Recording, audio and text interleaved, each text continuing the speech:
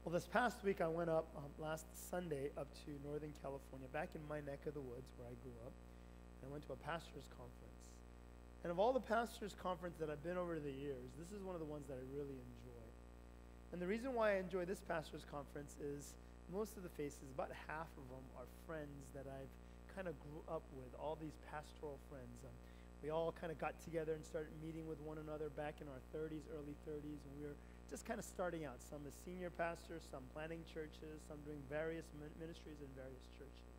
And so now our kids have grown up and our ministries have grown up. Some of us have gotten a lot older, and it's a lot of things that have gone up, and it's just really nice to get together. And it's a conference that I used to go to very regularly, but the last few years with my wife's illness, I wasn't able to go. And so for me, it was just kind of a refreshing reunion to go and see people I hadn't seen in 4 and 5 years. And it was actually held at my friend's church, Pastor Ed Kang, up near Berkeley in Alameda. And it's a city about maybe 15 minutes south of Berkeley near Oakland. This is where the Warriors play basketball. Go Warriors. But anyway, it's right near there. It's near the Oakland airport. And the last time I visited about 5 years ago, they had purchased one building of about like 15,000 square foot, and their church was always big, but they didn't have a lot of finances because it's a college-based ministry. So back then, they had maybe about 1,100 students and maybe about 100 or 200 adults, so about 12 to 1,300, which is not a small church. It's a big church. But in the past 5 years, it seems like I didn't get all the exact numbers, and he's not exactly sure either. But instead now having one place where they worship, they now have 3 locations on the Berkeley campus that have anywhere from 500 to 700 each. And then they now purchased a 50,000 square foot building that they worship about 500 or 600 on Sunday morning. So somewhere between 2,100 to 2,700 people gather together. And in the course of 5 years, they kind of basically doubled. And so that's only on the campus there. They also sent out their associate pastors and other leaders. And so people from their church, especially college graduates, before they find jobs, they would send out an associate pastor to a college campus in Texas or in Washington or Wisconsin. They have one at UCLA. They have one in San Diego, different places. And then these college graduates would agree to go for 1 year or 2 years and find jobs wherever that campus city was, and they would support the pastor, their salary, et cetera, by their tithes and offering, and help establish a beachhead at that campus for a church. So they've established 10 campus churches currently, with about anywhere from about 100 to 400 people on each of those campus churches. So somewhere about another 2,500 in those places. And so all of this is actually started by originally a Korean-American church where the English ministry really became big off the Berkeley campus, and now probably Korean congregation population is about 30 to 40%, mostly Asian, but it's about Chinese, Japanese, Vietnamese, different groups, Caucasian, African-American, all diversity of folks. And it was really refreshing because as we gathered together, we were all sharing stories, and of course we were being hosted by this amazing church, and probably, I think, to my thought, the most innovative and the most successful in one sense church among Korean American pastors. And really phenomenal stuff, and I just had a good time catching up with him and talking with him. But in the course of that conference, a couple of things happened that I wanted to share with you. It wasn't part of my original sermon, but a lot of stuff happened this past week. I was so blessed at that conference, just sharing with my friends and catching up with them. One of them shared about how he's been going through a really tough time, and he was given one of the morning devotionals to share with the rest of the pastors. And he debated the night before talking with me. He shared with me first about whether or not to share it, and he decided, I didn't tell him what to do or not, but he decided to share it. And what happened is that he's a pastor at a church actually down here in the Los Angeles area. And after being married for 9 years, his wife decided she no longer loved him and no longer wanted to be a pastor's wife and no longer wanted to be married to him and basically left him. I mean, there's all kinds of issues, I'm sure. And so that was kind of a devastating thing. But it was the place that he could actually share something like that and be ministered to. His church knows about it, and they're supporting him and encouraging him, but he just was glad to be in a place where his fellow brothers and sisters in ministry could just encourage him and strengthen him. So a lot of us had a chance to just encourage him and pray for him. And because of what he shared, everybody else was sharing about what was the difficult things in their life, the stressful things in their life. and even the joys and the successes. It wasn't all just a downer. It wasn't just all us crying and complaining to one another, though that is awesome when you're able to share your deepest, hardest afflictions. The conference ended on Tuesday, and late that Tuesday night, I was getting ready to come back down, and my mom lives in Northern California, so I was going to visit her on Wednesday all day and then come back and drive back. But on Wednesday night, some of you may have heard this in some of the news or the Korean news, but there were some divers up in Northern California that went abalone diving, and there was 10 of them, and 5 of them went into the water, and 3 of them ended up drowning because the waves were so strong and harsh. And so it's been kind of over the media. This was last Sunday. When I first got up there, this is when it happened, but I didn't know about it. I didn't hear about it until Tuesday night. And the way I heard about it was not through the news, but one of my friends emailed a bunch of us saying, hey, the guy that was the main person that led these people was our friend from high school. And actually, I knew him from junior high school. And it actually turned out that one of our college students' girlfriend's close friend is his daughter. I don't know if that quite makes sense, but my friend's daughter, the one that passed, is actually friends with one of the girlfriends of one of our college kids here. So that was kind of a very downer as I was driving back there, as I was thinking about that. And my mom remembered him as well. And as I was driving down, I got another phone call that a member of one of my old churches, he was a young kid back then. I always think of him as 25, 26, but now he's 42. But he had a blood clot all of a sudden in his lung, and he collapsed. 6'2", 6'3", huge guy, and he collapsed. And no one knew why. And they rushed him to the hospital, and they found this clot, and they found that he was anemic. All these issues were going on, and because of they were going to give him blood thinners, but then they realized that some things were a problem in his heart, and the blood thinners would adversely affect his heart, so they're in limbo. And now he's in the ICU fighting for his life right now. And then this morning, to top it all off, as I was getting ready to come to church, I opened up an email. Maybe I shouldn't. I'm not going to open emails and send emails. My daughter had a good friend named Ellen, all throughout elementary, from kindergarten to 5th grade.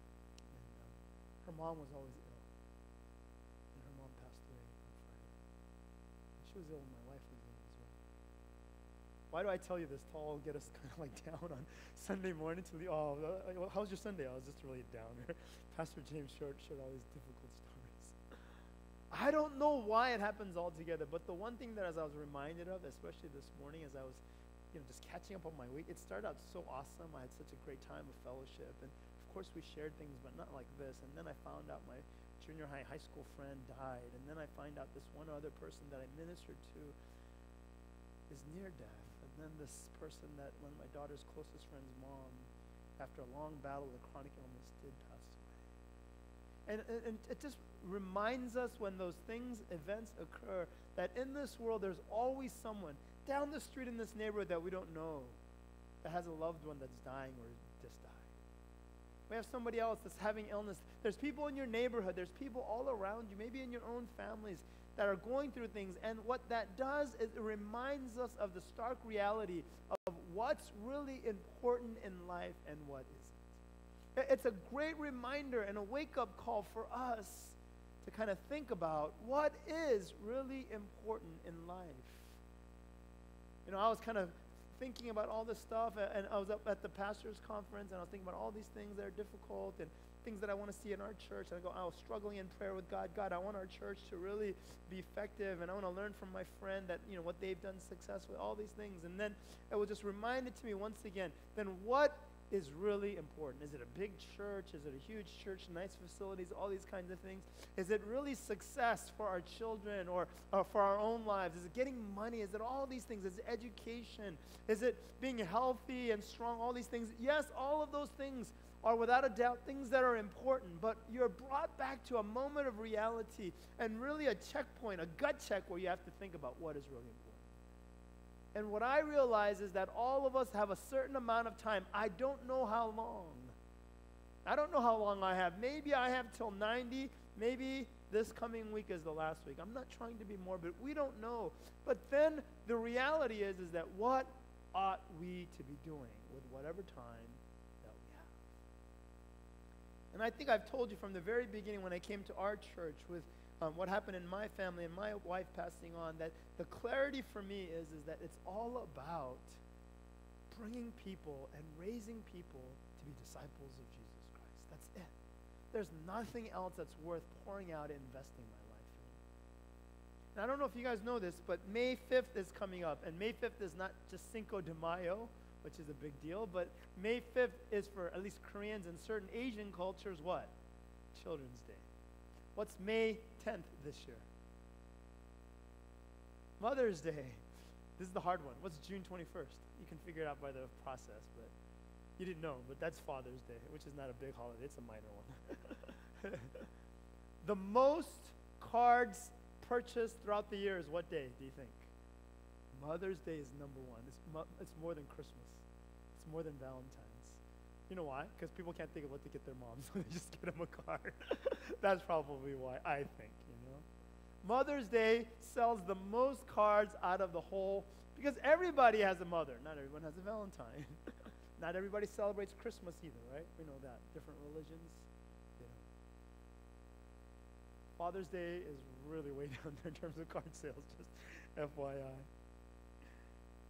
But as we look at this is all about family. And the thing that I want to point out to you this morning is, as I was kind of thinking about discipleship and about raising up disciples of Jesus Christ, and as I was thinking about how relationships, and especially the family, is so important, I went back, and as I was reading Genesis, what I realized is family, the reason why family is so important and the church needs to stand for and lift up family is because family was not an institution that was created by civilization, by a government. It wasn't some good idea to hold families together so that we can raise up children and nurture them, or to have society come together and build up civilizations. No, family from the very inception, from the very beginning, was the idea and the plan and the creation of God. Honestly, for me, we have all these social issues right now, especially college students are struggling with it, and high school kids, about same-sex marriage in California. We live in a liberal state, all these things.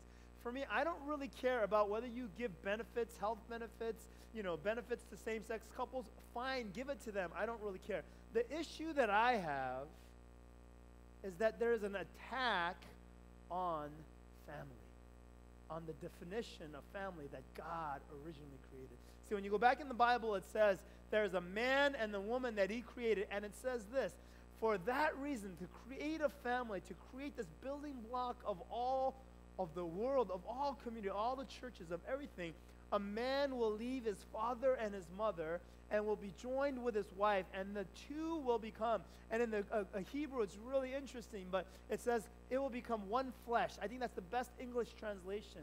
Why one flesh? Why not one couple or married couple, or one in heart and spirit? Why did it say one in flesh? Why is it so mundane? Why is it so, tangible? Why is it just physical?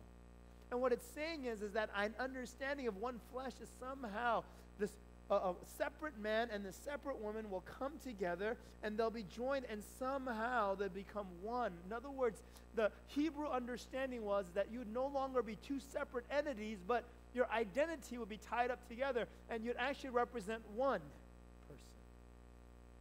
A mystical union is going to be happening, not just in the sexual, physical sense, not just in the sense that you're together, but there's this union that happens now. Somehow you become one flesh, you become one person.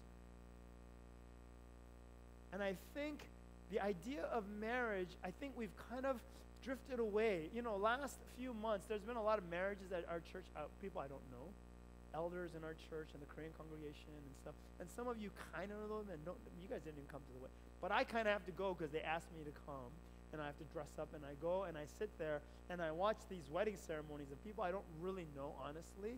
And then what's the most awkward time is when you go out, and you know how Koreans, they have that reception line, you have to shake the hands. And I just say, congratulations, I don't know you inside, congratulations. I hope you guys do well. And of course, I pray that their marriage will be great. But one thing I realize, especially because it's not people I don't know very well, I look at the wedding very objectively. I'm not looking at, those are pretty flowers. That's a pretty dress. Or that's a nice, I don't care about that stuff. Okay, I'm a guy, all right? When I look at the wedding, I go like,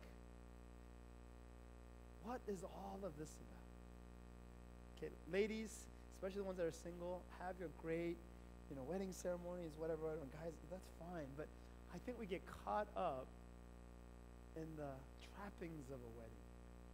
Trust me, I got caught up in it too when I got married.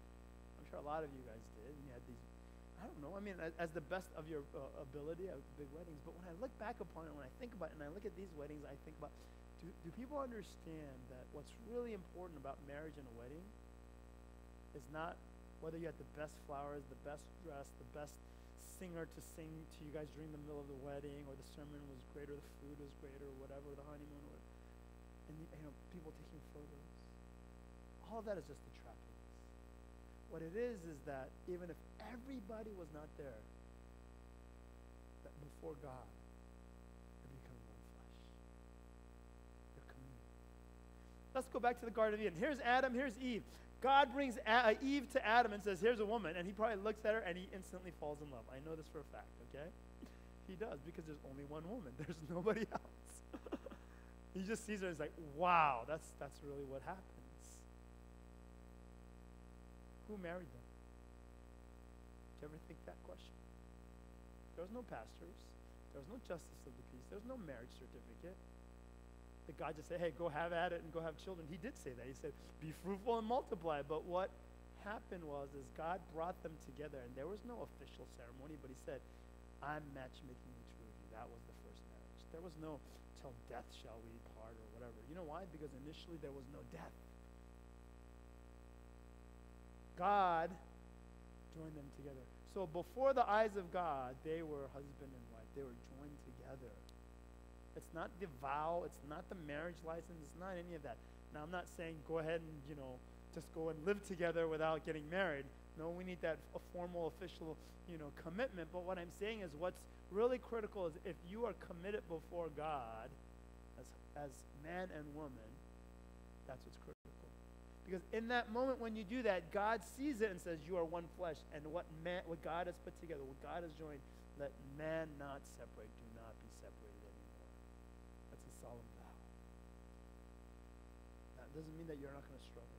And so family is so critical. And the reason why I'm getting at this is the next few weeks I want to talk about what we are supposed to do. Not only the moms and dads and who already have children, but everyone. When you look down at younger believers within our church, within the family of God, maybe if you mentor some other younger folks at the college or at your workplace, or if you actually officially teach in the youth group or in the children's, the first worship at 9:30, I was talking to the teachers, and we have like 15 or 16 of them there, and as I was talking to them, they're all singles, they're all college, and I said, you guys need to spiritually parent the youth and the children. The parents have the first job, but you guys have that duty as well. Now, in order to do this, I want us to lay a foundation. I want us to understand how important it is that we understand our responsibility and what we're called to do. Now, I just want to give you a few points as the laying of foundation for the next few weeks. And I'm going to look at Hebrews 11:17 through 19. And I'm also going to reference Genesis 22. I'm not going to read it all, 1 through 14, but I want to reference it. I want to just briefly give you an underlining thing, because I think this is something so important. We need to come back and revisit it, because every single person who's a believer is called to this task. If you have children, definitely those are the ones that you start with. But if you don't have children or you're not married, then you need to look around to those that are younger than you, and you're making disciples of Jesus Christ. But the context of it all isn't organizational, isn't some discipleship methodology. It's the context and the idea of family, of parenting. See, a parent loves their children unconditionally. A parent sacrifices and lays themselves down. That's why in and of itself, in that we see the model of Jesus Christ. Jesus loved us like a parent would. See, parents are one of the few people that are willing to lay down their lives literally and figuratively for their children. Seriously. When we go back and look at Hebrews 11, Hebrews 11 is this amazing chapter about the amazing Christians that went before us. And here in verses 17 through 19, these three verses that talks about Abraham, and it says this: by faith Abraham, when he was tested, offered up Isaac. You guys know the story. He gives up Isaac, his son, only son.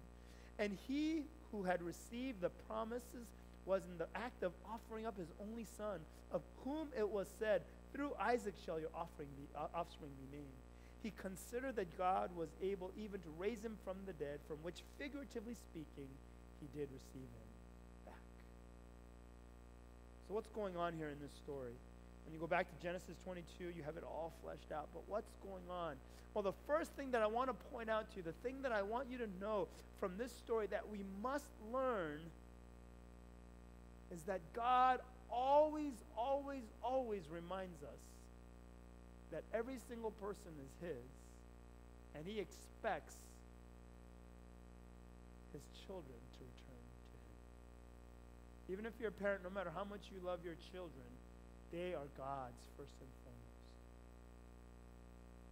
It's not your plan, your vision, your purpose for their life that counts. It's God's vision, God's purpose, God's plan for their life that's important.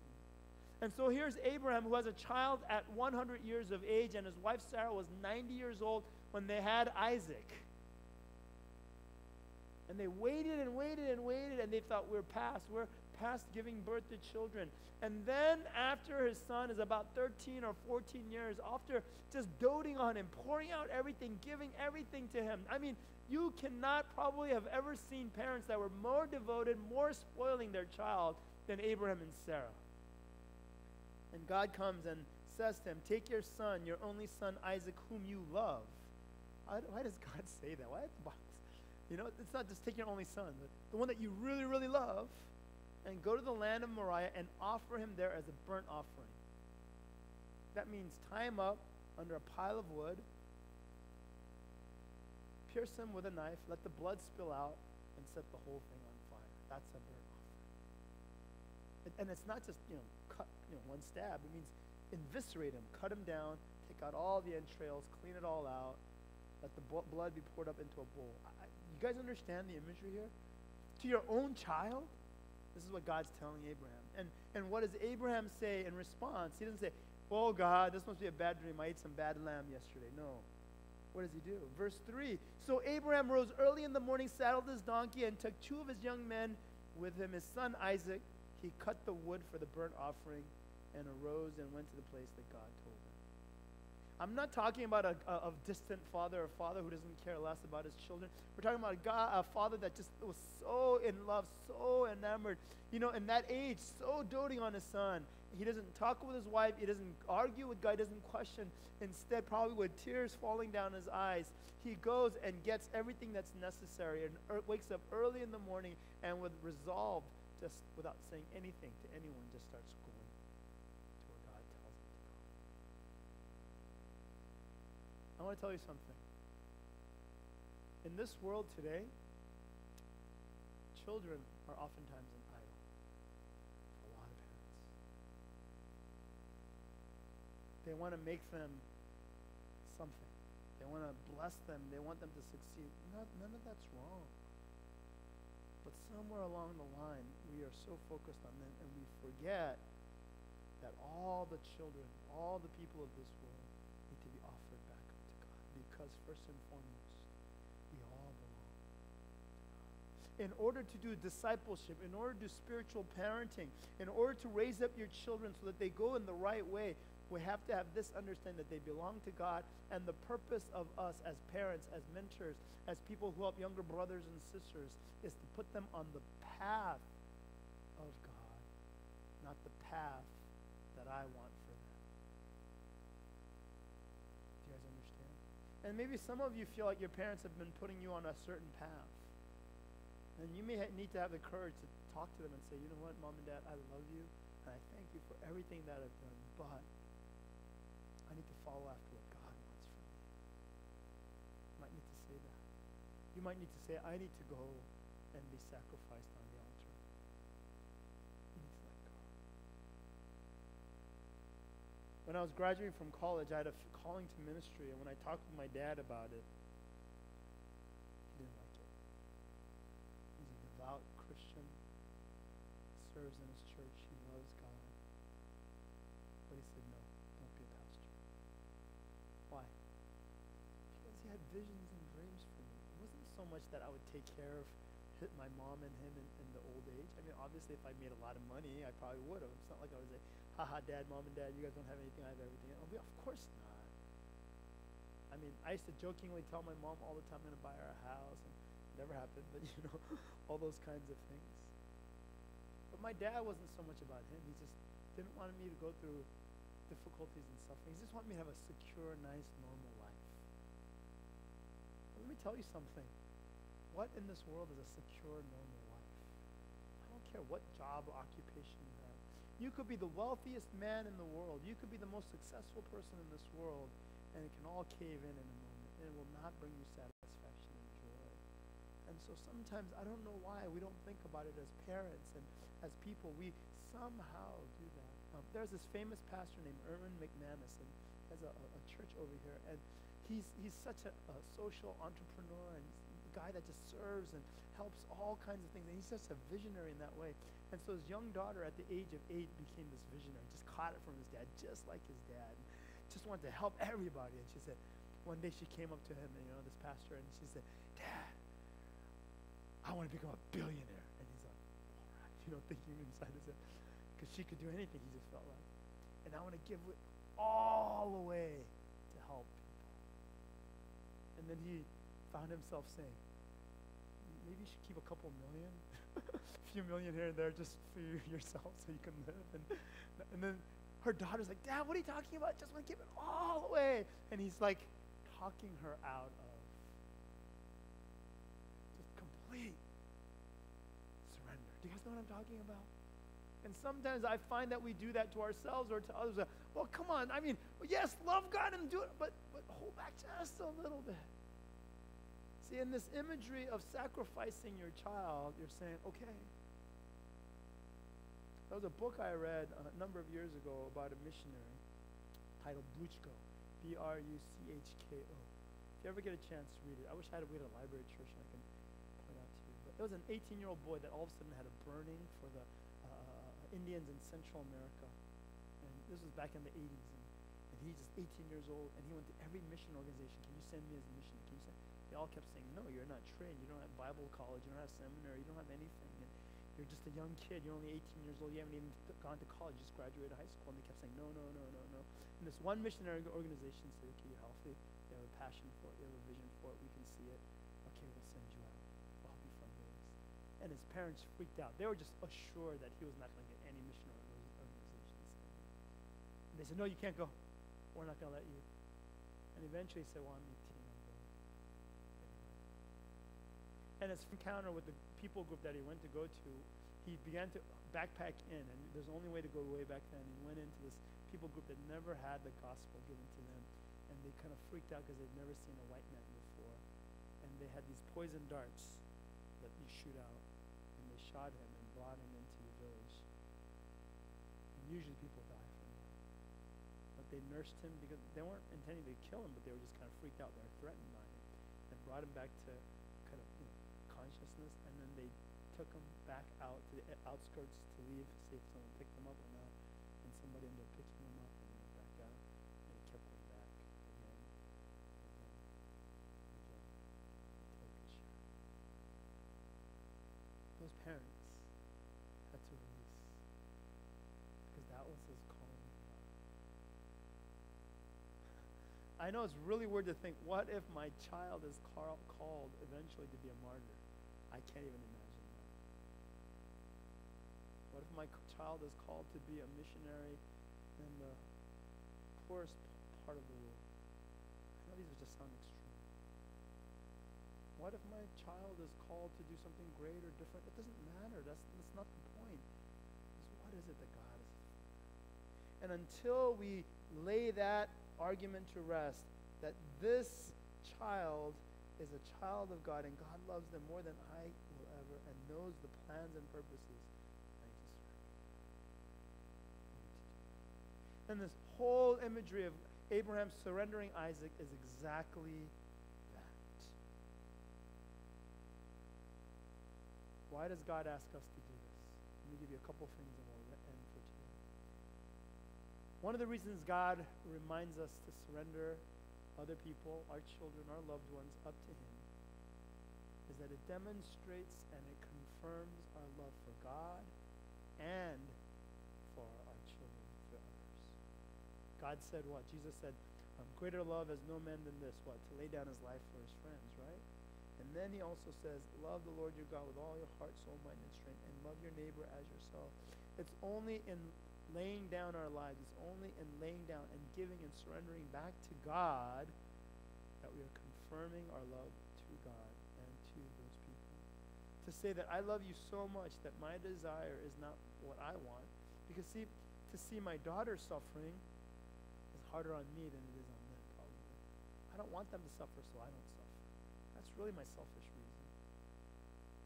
But if God's calling them to something for me to be able to cheer them on, that's what I need to be able to do.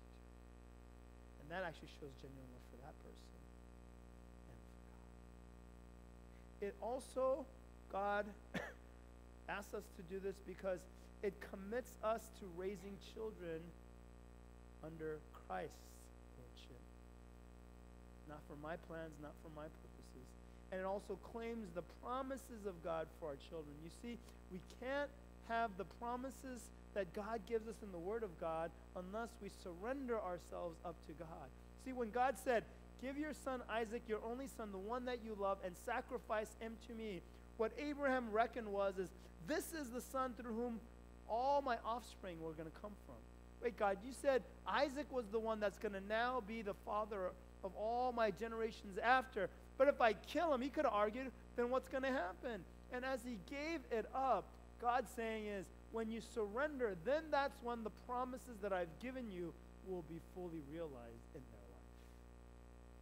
And it says in Hebrews that Abraham considered that God was even able to raise him from the dead.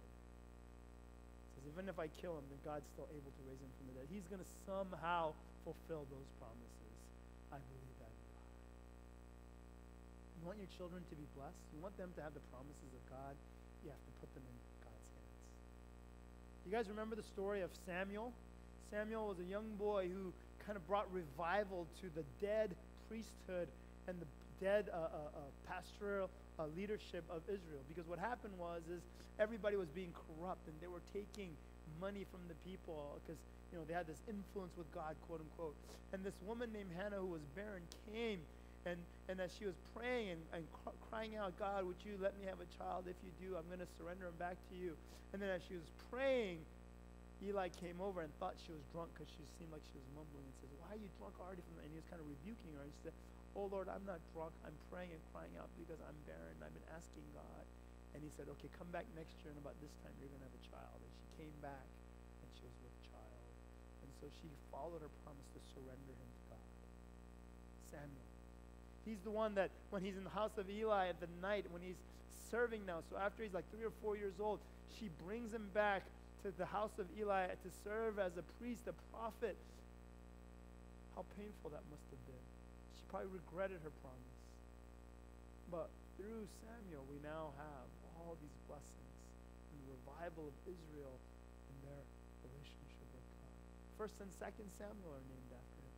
He's the one where there was no more word of God. And then one night, in the middle of the night, he's sleeping. He's trying to sleep. And he heard the voice of God. And it says, Samuel, Samuel. And Samuel doesn't know. He doesn't recognize it as God. And he runs to Eli and says, Eli, did you call me? And Eli said, I didn't. Go back to sleep. Samuel, Samuel. And wakes up again. He goes, no, I didn't call you. Go back to sleep. And the 3rd time, Eli says, next time you hear the voice, say, here I am, God. Speak, for your servant is listening. If Hannah didn't surrender Samuel back up to God, would he have become the prophet that he became? Would the nation of Israel been blessed with the word of God in a time when there was none? So when we surrender, that the promises and the blessings of God can be fully realized. We can end up blocking the blessing of God in people's lives by not letting them know. I want to encourage you.